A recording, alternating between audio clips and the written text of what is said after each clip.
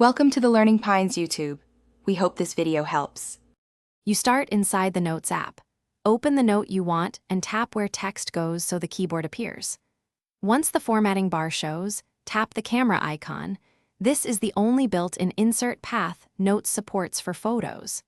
Choose between Take Photo or Photo Library. Use Photo Library to pick existing images and Take Photo to capture a new one. Make sure Notes has permission to access photos and camera in Settings before continuing, so the app can open those sources immediately. Once you tap Photo Library, browse your albums and tap each image you want.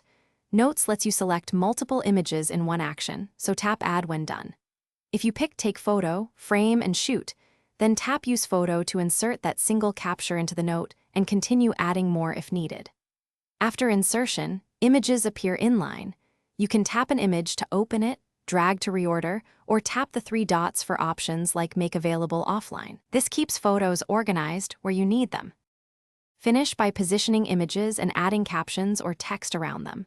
Tap and hold an image to move it or tap the image, then choose Markup to edit. If a photo won't insert, try closing and reopening Notes, or insert from the Photos app using the share sheet into Notes as a fallback.